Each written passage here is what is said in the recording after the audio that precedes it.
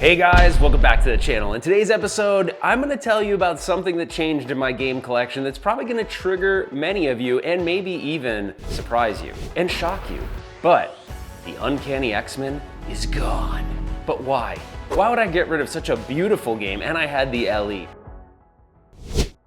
A ridiculous, immature, It was beautiful. Jack Danger did an amazing job with the layout. No one would ever say that layout is not cool. It's super cool, it's unique, the shots are really fun. But the thing about it that really just, and I know I'm an early adopter of a game. When you're an early adopter of any of these games, new in box, at least from Stern Pinball, you can expect that the code is gonna develop over time. So it's not gonna be the most amazing code development in the beginning, and oftentimes it continues to get better, which is kind of cool for many people that have a game in their collection and they watch it get better over time and they get excited over Stern code updates, but some people don't really like that. And in this case, I felt like the missions in the game or modes just felt flat to me. It felt like there should have been more for such a beautiful game. So anyways, I moved it on. I traded it in to Zach at Flip N Out Pinball. Now, the reason why I did that was more out of convenience. It's easy for me to do that. I didn't want to sell it on the private market, but you guys know you're gonna lose some money that way, especially when it's an LE. So just know you may put in the comments, and you definitely will, that I'm stupid for doing this, and I know you'll do that. But I knew I did a stupid thing. See, when I do the stupid thing, I gotta feel comfortable with the stupid thing I'm doing. I felt good about the stupid thing. So you can feel free to still make those comments in the section, and you will. Just know I already know. So you can call me stupid, but I already know. So anyways, what game did I bring in? I brought in, how far are you allowed to bring it? To the garage. Any chance you could bring it like right there to that patio, or? For $1,000, yeah. Yeah. Anywhere this rolls. Okay, cool.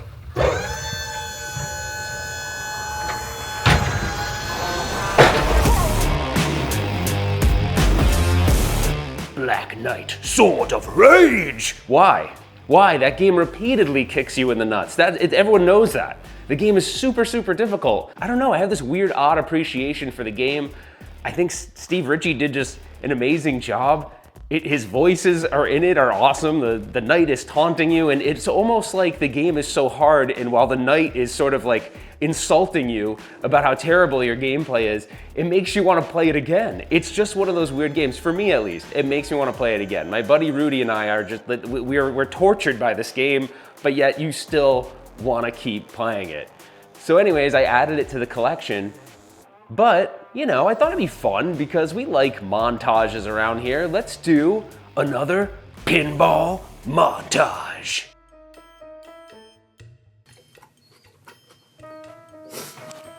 My bad. Don't worry, guys, I'm starting it.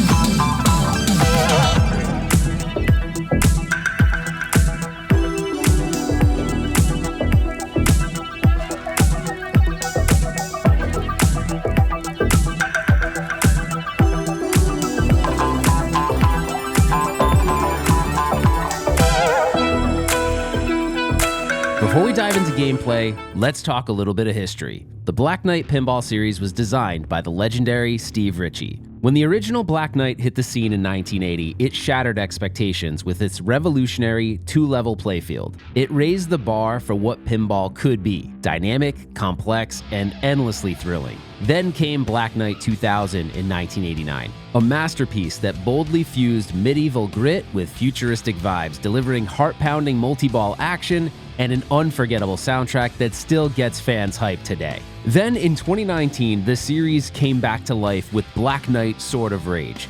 This modern marvel harnessed Stern Pinball's latest Spike 2 technology while staying fiercely loyal to the series. complete with a heavy rock and metal soundtrack, jaw-dropping visuals on the LCD display, and gameplay that challenges even the most skilled players. There's no doubt that these games have left an incredible mark on pinball history, showcasing the perfect blend of innovation, adrenaline, and the dark mythical world of the Black Knight. All right, guys, we are in front of Black Knight, Sword of Rage.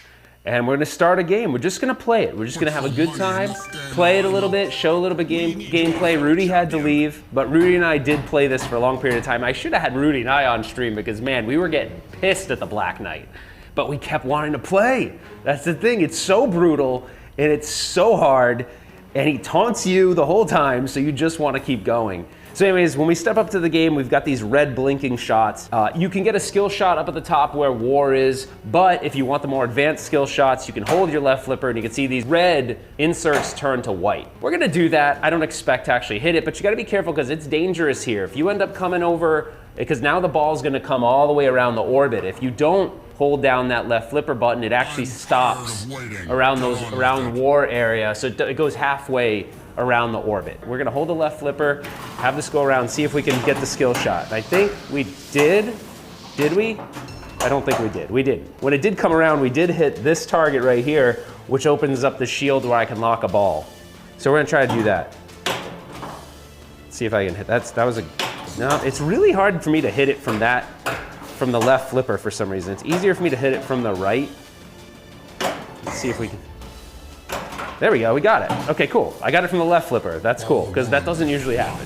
So we got one ball locked. I'm gonna play more freely now, so you're gonna probably see me fail here, but we're gonna try. All right, there we go. That's a really fun shot, the one I just hit.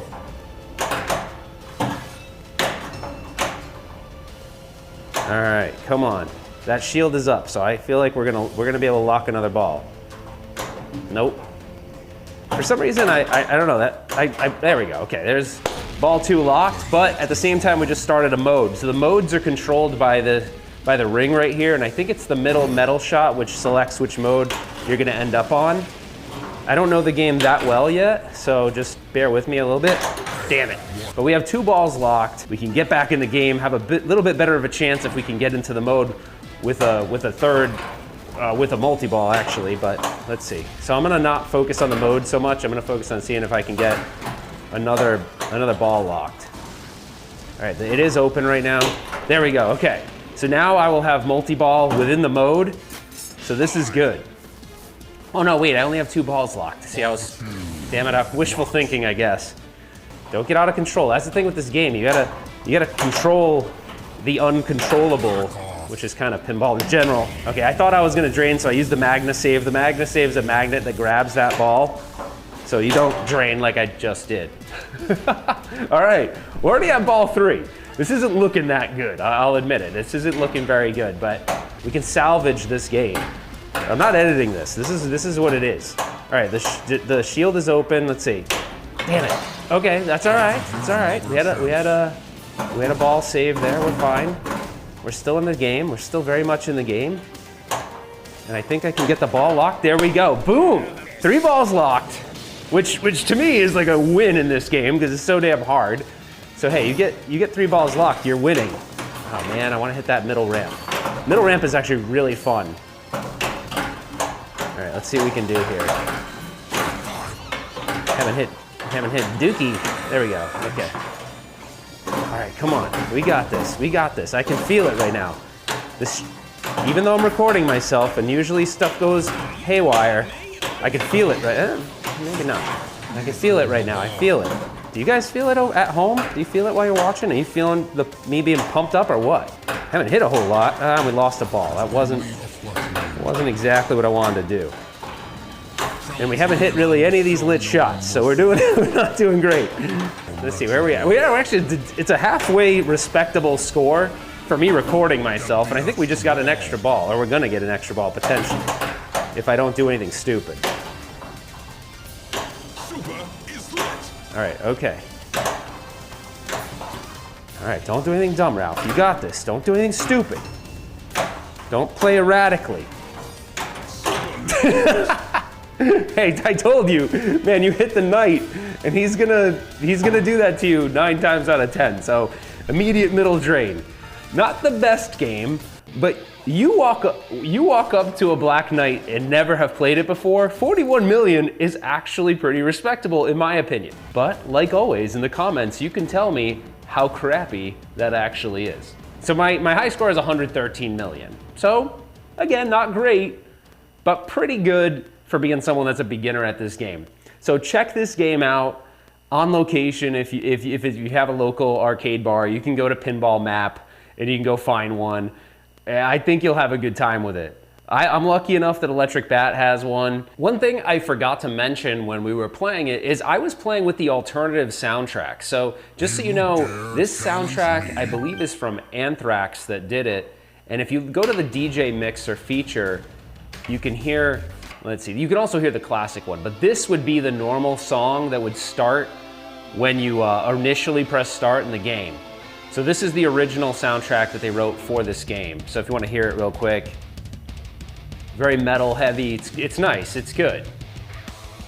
But I actually dig the alternative soundtrack even more than this. So I'll just scroll through, this is what the tracks sound like. I mean, they're really badass tracks. Here, I'll put it up just a little bit. It's good, right? It's all very like metal heavy, kind of totally goes with the theme though.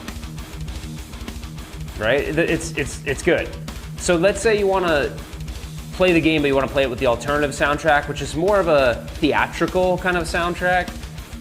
I'll show you how to do that. So you go into your coin box, you go into the service menu, and then under adjustments, you're going to want to go to Black Knight adjustments. If you start from the back, over where 100 is, I think it's 99. So here you can say use alternative soundtrack, yes, no.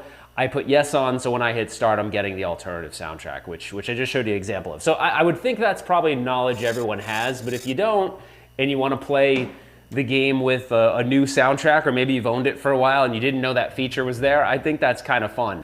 I have not had it in a tournament yet, so this is kind of nice that I have it at home because maybe I can get good at it, and hopefully if I do get that game in tournament, I'll know how to play it. All right, well that about wraps up this video, guys. So what do I feel about Black Knight Sword of Rage?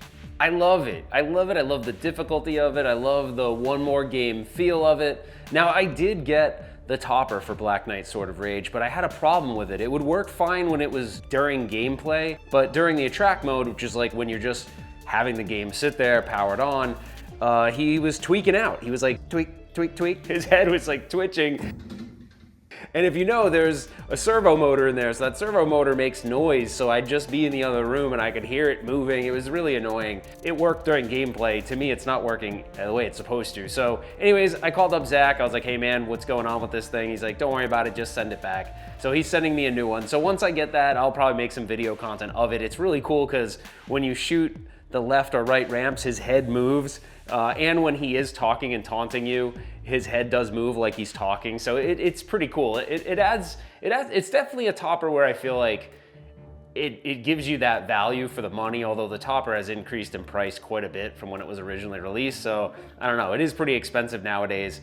So you got to determine whether or not that is something that you want to spend that much money to just be something that's a showcase on top of your game. But this one actually does a lot of cool stuff to me that kind of makes it easier to justify the cost of it. But anyways, you can see I still have the streaming rig set up. I eventually have to do a video on that because I've done some pretty cool stuff to this. It's not perfect, but I think I've taken a little bit of a slightly different approach and tried to use less hardware versus more hardware, which it's made the convenience of it easy, but there's some limitations now because I'm technically not using a computer, I'm just using a tablet. So I'm using like a tablet and everything's hooked up to that. And also when I capture this footage, I'm using the HOV, that Australian company's capture card, and I notice it's very stable. I've not had any issues with it like the Geek Worm.